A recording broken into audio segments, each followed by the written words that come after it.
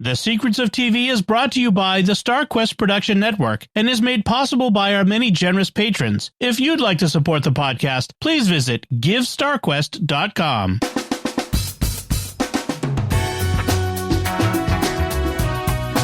You're listening to The Secrets of Television. Hi, I'm Dom Bettinelli, and on The Secrets of Television, we take a closer look at the stories behind the stories, exploring the themes, characters, and hidden meanings in the shows everyone's watching and the classics worth remembering. And this time, we're discussing Monarch Season 2, Episode 7, String Theory. I should have looked that up before. 6-7. Oh, my kids are going to Joining me today on the panel are Jeff Haecker. Hey, Jeff. Hey, Dom. And Patrick Mason. Hey, Patrick. 8-9, Dom. 8-9. That's why it was 6 was afraid of 7 because 7, 8, 9. Yeah. Folks, be sure to follow The Secrets of Television and get all these jokes, all the dad jokes. You can follow us on Apple Podcasts, Spotify, TuneIn, your favorite podcast app, or at the StarQuest YouTube channel, youtube.com/StarQuest Media, where you should always like, comment, and subscribe, and make sure to click that bell for some reason. So we are in season. Someone corrected us last week because it was episode 6 last time, and one of the listeners, I'm grateful for this. We said 5 and it was 6, so this is 7. Time travel. Time travel. It's wibbly wobbly. Yep. All right, let me give you the recap. Speaking of time travel, this episode picks up with the older Lee Shaw realizing he's receiving a signal from his younger self in 1962 through the rift. Dr. Suzuki's device meant to track a Titan signal accidentally latches onto the decades-old distress call instead. Older Lee first poses as a Monarch superior, ordering younger Lee out of the Axis Mundi area, but younger Lee quickly realizes he's actually talking to his future self. I don't know how quickly, but he realizes eventually. Old Lee guides young Lee through placing a tracker on Titan X so the present-day team can follow it. Young Lee almost runs into and reunites with Keiko at her campsite, but is stopped short by Old Lee. Old Lee convinces him to let her go, insisting events unfold exactly as they were meant to. Meanwhile, Kate and Keiko investigate Japanese legends tied to Bill Randa's old theories about abandoned wells or something. The search suggests the something to do with wells. Yes. It's a deep subject. Their search suggests the Rogue Titan may not be the world-ending threat everyone assumed. Meanwhile, Kentaro travels to Phuket for the resorts there. No, to meet Isabel, the estranged daughter of Apex's CEO, who wants his help undoing the events of G-Day. The end. Jeff, what'd you think of this one? Yeah, so I like this one. It kind of continues the mystery, and it's kind of it's not a slow episode, because in the past you get some very good, some action with young Lee talking to Old Lee and running away from Titans. But in the present time, it's a lot of like setup and moving pieces to kind of set up where the next, 3 or 4 are going. And, it ends with seeing a Titan X kind of approaching Australia, so we actually get to see the Titan moving. No, I think we commented that the water should be boiling if it's moving 200 miles an hour, but that wasn't 40. It's moving at 40 knots. 40, that's it. Yeah, 40, that's it. Not the speed of sound. Yeah, but should be, but yeah. But yeah, it still sets up. It still brings up more mystery with the Randa, the Keiko connection to what's going on.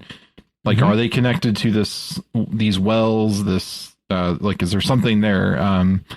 Strange well women. Yeah. And we haven't gotten a season 3 renewal yet.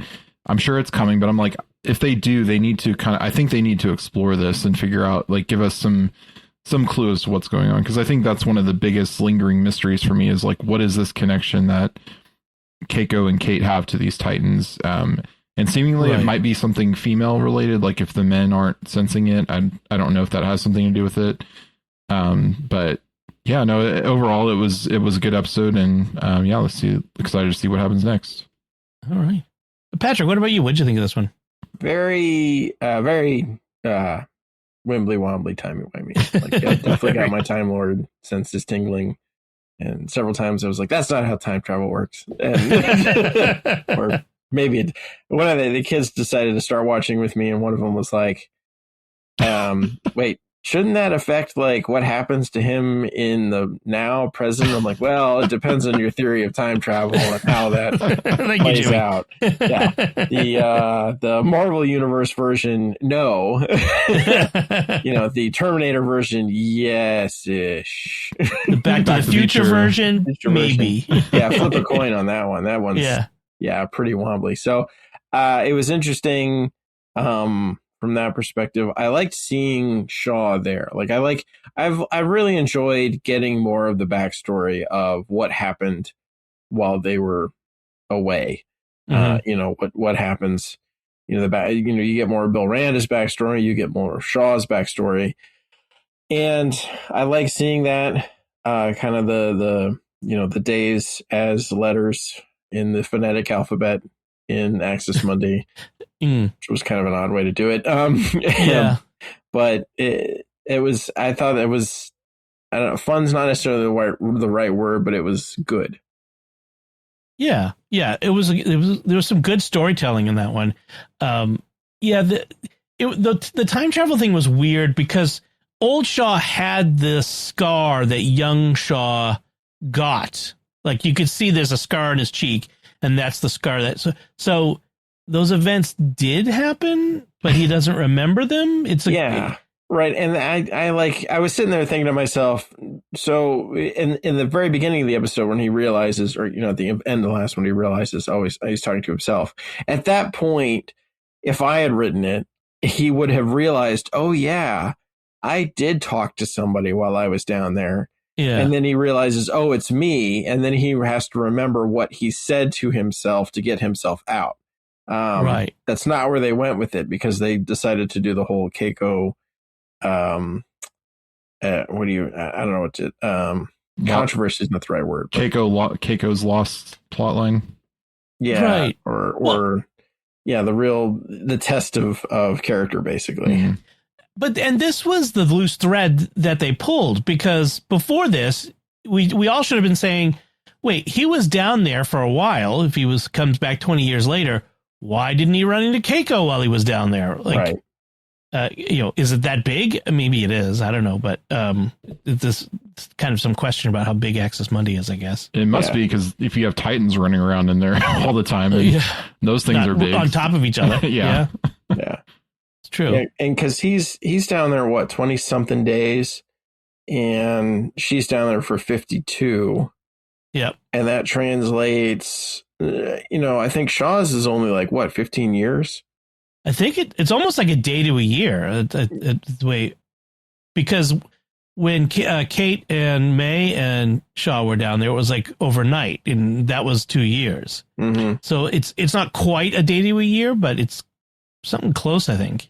Yeah, I mean, I think it's like, it's like the Stargate when they need to go back in time, they just find a solar flare and it does exactly what they need to do for the plot. So I don't think it necessarily, I mean, it could kind of correspond to that way, but I guess the way I took it was like it's unpredictable and it's, it's messing depends with on which rift you go through. Right. It's the rifts depending on what's going on, the alignment of things. I think that all kind of affects it too. Slingshotted yourself around the sun at the right time.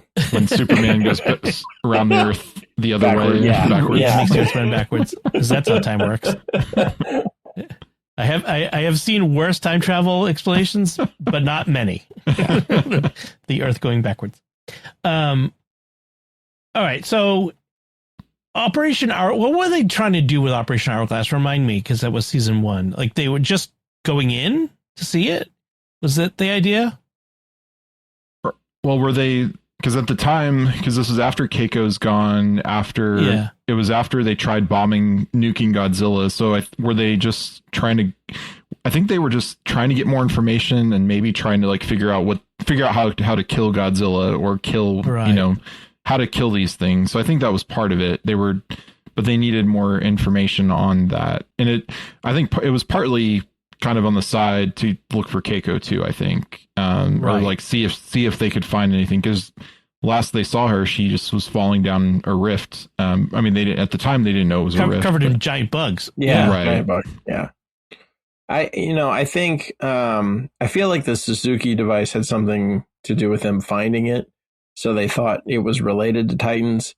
Yeah, and what they found was Mel's hole, right, way out in the desert, prior to getting called into that call-in show, Coast to Coast with yeah. So if you want more details, Jimmy Akin's Mysterious World, episode 424, I think it is. Yeah, part of the SQPN cinematic universe. Still, I think for Shaw it was maybe this is a way to find Keiko, but I think for the Monarch in general, it was the Suzuki device led us here, and it's supposed to be a Titan phone, so this must be a way to get to Titans. Right. And when they got there, the other guys in the device, in the transporting device, died somehow. We're not sure how. I don't think. One dies like initially, and I think the other die either due to injuries or giant centipede attack or something.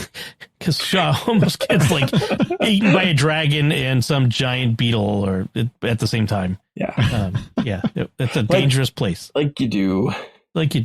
We are not at the top of the food chain, as old Shaw says later. So old Lee comes up with the idea of planting this tracker on Titan X. And once he does, it's suddenly now we can track it. Like it's like, I love that, this theory of time travel where let's alter something. It's Bill and Ted's Excellent Adventure theory of time travel. Mm-hmm. Bill, remember to come back, and we're gonna put a gun under this bench. Here it is. Yes, excellent. Yes. Yeah. That's basically Bill and Ted's theory of time travel, where they plant the tracker so that they can track it now, and that's what they do. I have to remember to do that in the past. Wait. Exactly. So and they kind of manipulate young Lee to do it. Like what's the morality in that? Like he's manipulating himself essentially into accomplishing his ends. Because young Lee is doing this because he wants to get out of. He thinks this is going to get him out of Axis Mundi. Older Lee is doing it because he needs him to plant the tracker, but he also knows that young Lee is going to get out. Like he does get out anyway. So, it's not like he has to. So I'm not. So because of the way they played this, so he puts the tracker in and suddenly it becomes, so it's the automatic remapping of the space-time continuum, right? Dependent on things in the past. So in reality, Lee could have died. Shaw could have been killed by that, and then future Shaw would just disappear, right? And start fading away and disappear from a picture. And yeah, exactly. but we'd have a paradox, bootstrap paradox, because the only reason young Lee dies is because old Lee made him die, right? Because he contacted him, and if old Lee isn't there to contact him. Ow, my head. Yeah, I'm not going to take temporal advice from, Mr. I'm my own grandpa. Oh, what was that movie? Futurama. No, there was a movie when I was a kid about this guy who ends up in the Old West, and he ends up realizing he's his own granddad. He has relations with his grandmother and doesn't realize it. Yeah. Which but yeah, he just as he's rescued he realizes that that's her. So, what was that movie? I don't know. It'll come to me. That is also what happened in Futurama. Which I guess they were spoofing that. I guess, yeah, I think they probably were. I mean, it's an old bootstrap paradox thought experiment. Anyway, like, could you become your own granddad? Yeah. Have you met my grandmother? No, anyway, she was a wonderful woman. Good Lord. All right, the less said about this, the better. Let's move on to talk about Kate and Keiko. Speaking of grandmas. Speaking of hot grandmas. Kate ends up Keiko and Kentaro are basically the same age. Yeah, basically. Oh gosh. So oh no, Kate. I'm just imagining the worst plot timeline where Kentaro goes back. But anyway, sorry. We are off the rails. Off the rails. Let's get this show back on the rails. So Kate and Keiko stayed behind at Suzuki's house, and they're still working off the theory of how Kate could connect with Titan X. And Kate asks the sensible question at this point, which is, she'd in the last episode, she'd said, "Oh, I sense fear and loss." She's doing a, Deanna Troi thing. And now she's saying, am I projecting my own loss onto the Titan? Which is, that's actually a very sensible, good question. Am I really sensing this from the Titan, or is it me projecting? So, and that's good. So they come up with this idea out of Billy's notebooks to go visit this conveniently located abandoned community, which just happens to be right there in Japan with them, where these women claim to have been contacted by sea demons or what have you.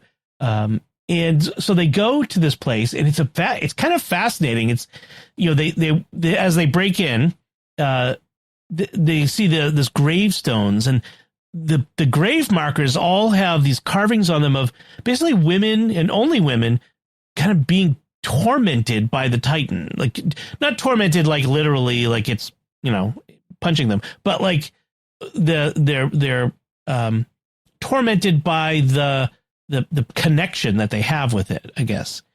So I thought that was interesting. And so then they there's something having to do with this well, and so Kate gets the great idea of climbing down into it and falls, and that's when she senses, like, it's like an amplifier for Titan talk, and that's how, so that's, she figures. I'm not sure, what did this accomplish? I'm just kind of wondering, like, what was the deal with this well? Why was it important? Did you even get a sense of that? Yeah, it's, I think partly, so I don't know the reason in the show. I think it was partly to give Keiko and Kate something to do this episode, because it definitely ate up about 15 minutes of show time. Yeah, right.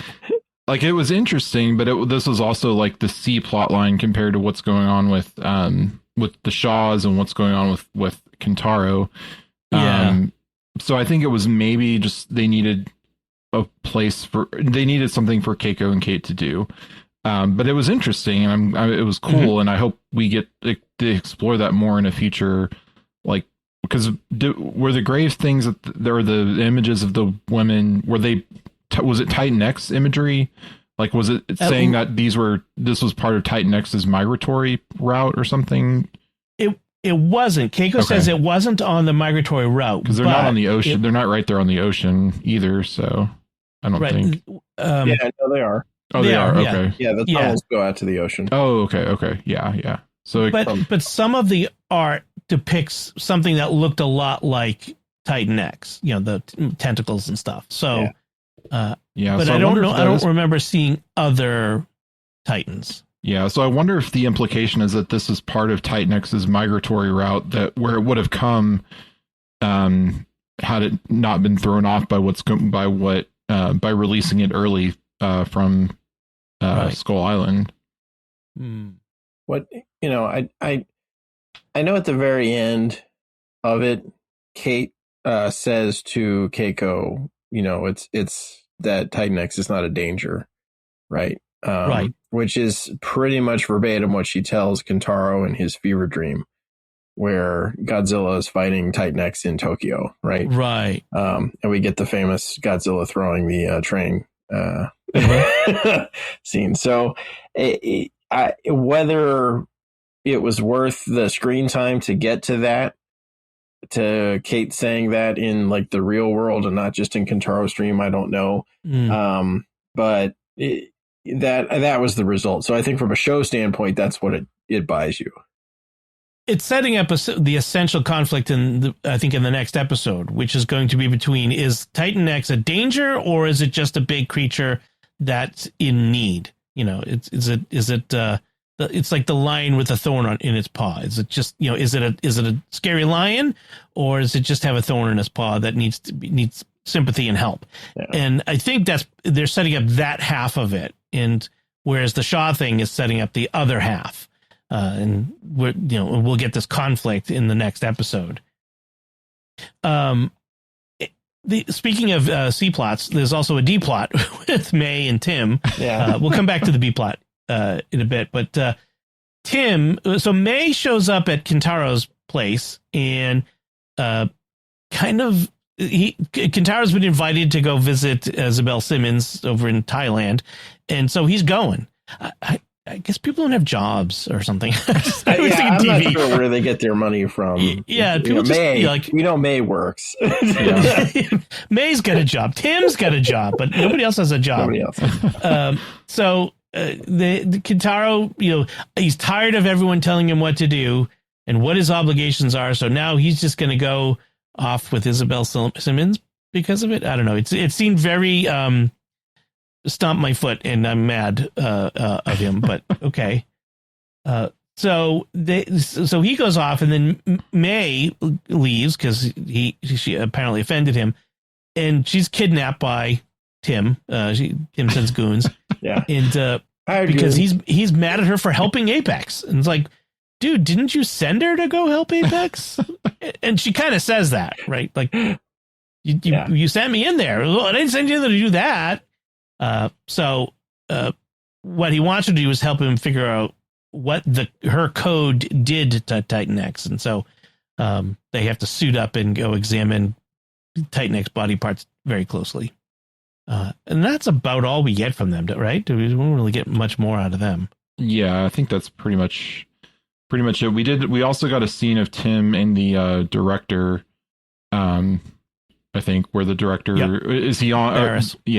Were they on Outpost 18 on the ship, or were they? Yes, they were on Outpost 18. So the director's kind of showing, like we talked about last time or a time ago, that he's not completely like the political, just I don't want any part of this, like you're gonna get in trouble. Like he's actually, because he did say the last time that I'm putting myself on the line here too. So I think it was nice that we like see that in kind of the next step is him actually being there for setting up, kind of being there for the big conflict that we'll get in the next episode.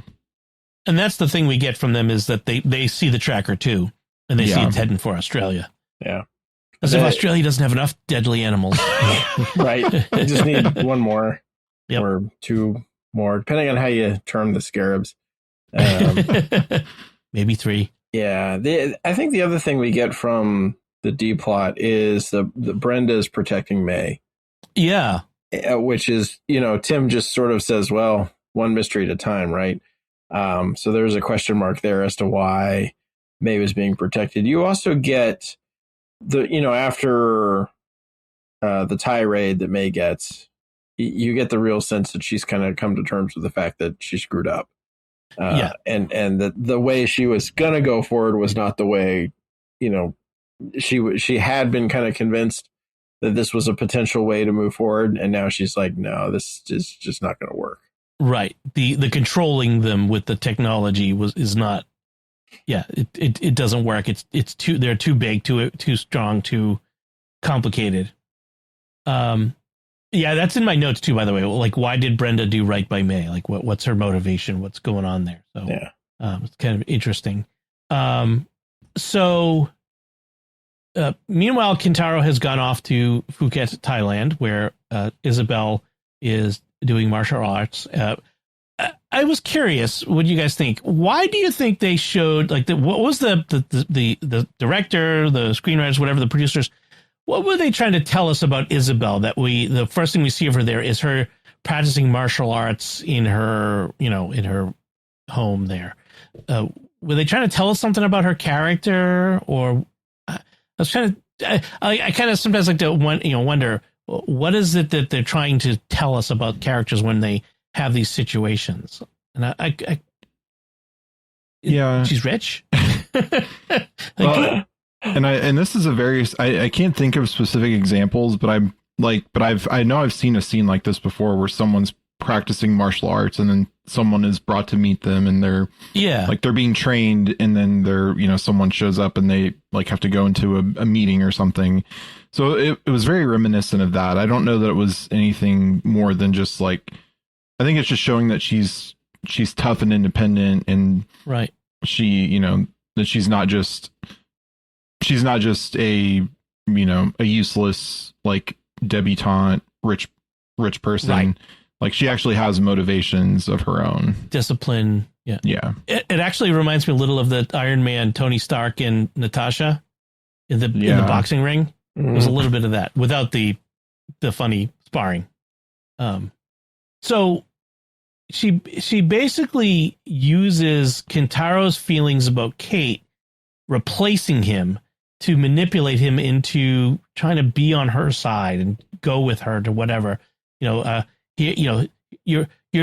were the one for 2 years while Kate was missing. You were the one close to your dad. And then she came back and now you're number 2 again. It's too bad. And, it was, just like my dad, when my parents adopted me because they couldn't have kids. And then my sister came along with a miracle baby and now I'm been replaced. So we're the same, you and I, even though I'm a billionaire and you're not, but we're essentially the same. I'm not manipulating you at all. Yeah. And if anything, it's the opposite because he was the second kid after Kate. Right. So if anything, like he was replacing Kate. Yeah, exactly. But I guess it's just because Hiroshi was put Kintaro on the back burner when he was working so hard to get Kate back. So. Right. So, and Isabel her thing is she's trying to convince Kintaro to join her in whatever she's doing. It's not really an Apex thing, but she wants to use the Axis Mundi time distortion in order to undo Jide. It's an interesting. Yeah, I'm not exactly certain how that works. Yeah. Well, although we see in this episode that there is a kind of time travel happening. Yeah, at least with communication. Well, I think that's what it's leaning to is like that's what she's saying, but is it true? Like, is that actually what she wants by trying to unlock, the secrets of it of using Axis Mundi for time travel? Yeah. Right. I think part of me thinks that we're shown the martial arts thing for 2 reasons. The first is that it shows that her acting like a clumsy ditz in the bar in the previous episode was a play. Like it wasn't her really. Oh, yeah. Like she like her acting like she was screwing up was actually part of trying to convince him to come with her. And then because she's more disciplined than that, she would think it through. Right. And then the other piece of it is like she has some sort of martial capability, which will come up later in the series. Right. So that's my guess on the reason why they showed it. Yeah. And of course, why does she need him? Like, what does she need Kintaro for? That's my question. Yeah.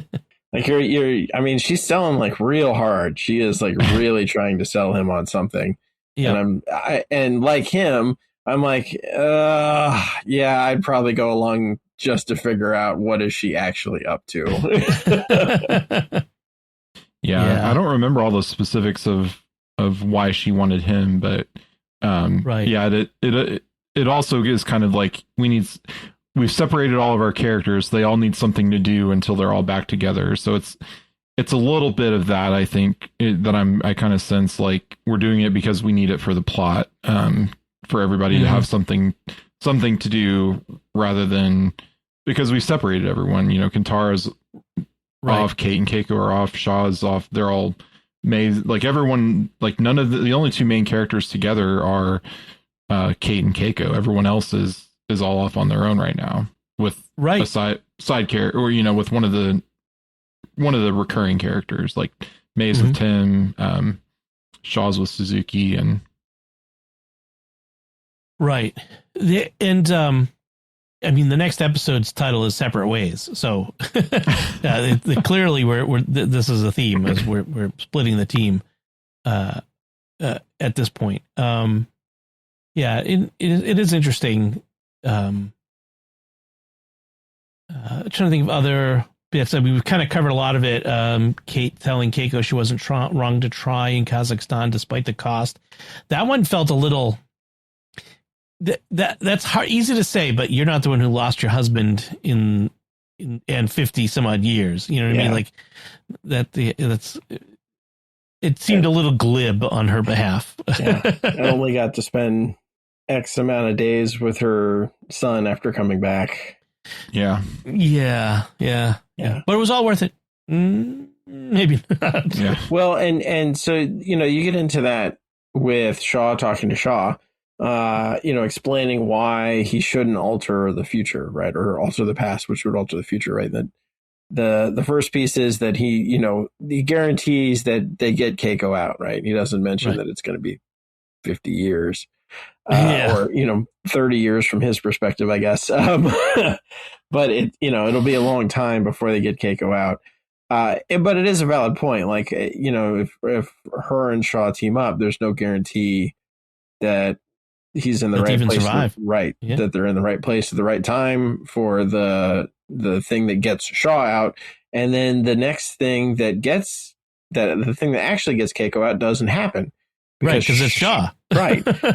Shaw needs to be there. So there is a real big question mark as to whether they make it out in that instance or not. Mm-hmm. But the second piece of it is it's the kids, right? So it's Kentaro and Kate, which on one hand, it brings up the whole the concept of like regret and like regretting the past.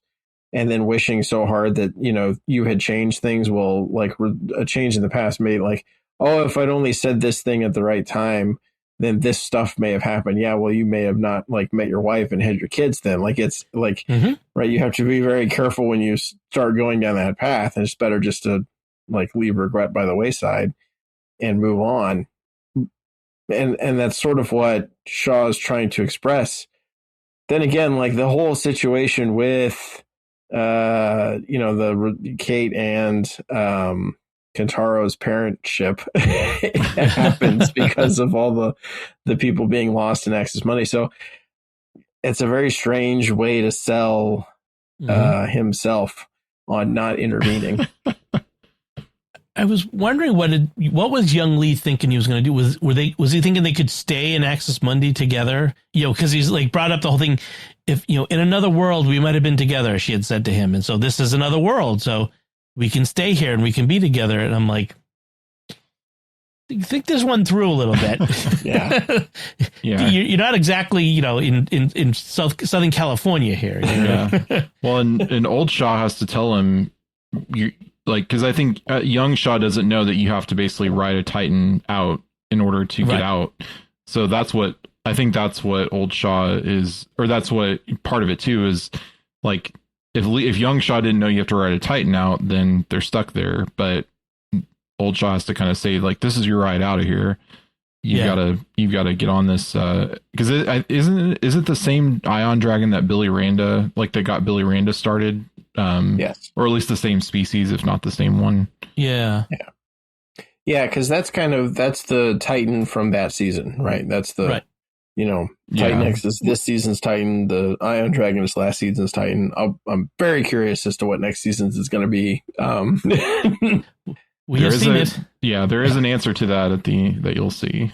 Okay, good. Yeah, they do tell us. I am just like looking forward to the fight between Kong and Titan X. That is like all over Apple TV. So I'm like they have to fight. Like they do. Yeah, they do. Okay. I was trying to think if there's anything left to say with Lee's decision. It was a hard decision. I can imagine like how hard of a decision it would be to leave her behind, to walk away in that place, and just take it on faith that she's going to get out. That'd be a hard pill to swallow. But he does, to his credit.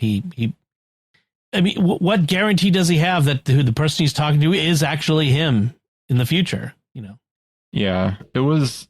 I will say it was a little bit of a stretch for Shaw to figure out for young Shaw to figure out he's talking to his older self somehow. It was a little bit like it would have been, I think, more interesting if older Shaw said something like some kind of slip of the tongue, or like, this is something that his dad said all the time. Like he says it and he's like, wait a second. I think that could have been. It could have been something like that. But it was kind of funny that they were like, when he's talking to Suzuki, he's like, are you okay? You sound like you got a cold or something. And they're like, oh, it's a distortion from the rift. Yep. Yeah, bad connection. Definitely not 100 years old now. Yeah. I was thinking, wow, yeah, he'd have to be like 100 years old in that, based on how old he was in 1950, whatever. Yeah. Wow. Anything else on this one, Jeff? Do you have any other notes? The only other note is Shaw leaving like Zook behind. Like he wanted to go help him, and Shaw's like, not this time. But at the same time, like you said, he's 100 years old. Like, why not just let him come along? Like, he doesn't, like, not that he doesn't have a life back here, but like, he's done, he's lived a long life. If he wants to go out this way, let him go out this way, or be there for the end. But right. Nothing. I don't think anything else on this one. Patrick? Yeah, I mean, as interesting as the episode was, and as sort of, strangely time, they call it string theory because I think people got string theory mixed up with time travel stuff. There was a movie about that, a guy calling himself or his dad on the AM radio or the ham radio. Oh, right. That had to do with string theory stuff. And personally, I'm not a believer in string theory. I think it's it's an interesting idea, but it's not testable. So, have fun with that. So I can come up with non-testable theories myself. Yes, exactly. I can and have. But it's interesting playing with the concept of, semi time travel that they have with over the course of the show, and how it sort of came to a head in this episode. But the reality is not a lot happened in this episode. Right. There was slight movement forward in the overall plot. The tracker was the big movement here. Yeah. So to speak. Yeah. Getting a tracker onto Titan X so we can figure out where it's going was really what this episode was mostly about, as far as advancing the larger picture. So we did get a lot of character development, but not much in the overall arc. All right. I guess that should wrap up string theory then. Before we go, we do want to take a moment to thank our patrons who make it possible for us to create The Secrets of Television, including Kenneth P., J.S., Gabriel G., Jason M., and Sherry V. Their generous donations at GiveStarQuest.com make it possible for us to continue The Secrets of Television and all the shows at StarQuest. And you can join them by visiting GiveStarQuest.com. And so, like I said, that's it from us this time. We'd love to get your feedback on the Monarch Legacy of Monsters, any theories that you might have or any conclusions that you've come to. You can let us know by commenting on the show at sqpn.com/TV. Send an email to tv@sqpn.com or visit the StarQuest Discord community at sqpn.com/Discord. Until next time, Patrick Mason, thank you for joining me and sharing the secrets of television. Oh, you're very welcome. Thanks for having me on. And Jeff Haecker, thank you as well. Thanks, Dom. And once again, I'm Dom Bettinelli. Thank you for listening to The Secrets of Television on StarQuest. Here's another show on the StarQuest network you're sure to enjoy. The Secrets of Stargate. Find it wherever fine podcasts are found or at sqpn.com/Stargate.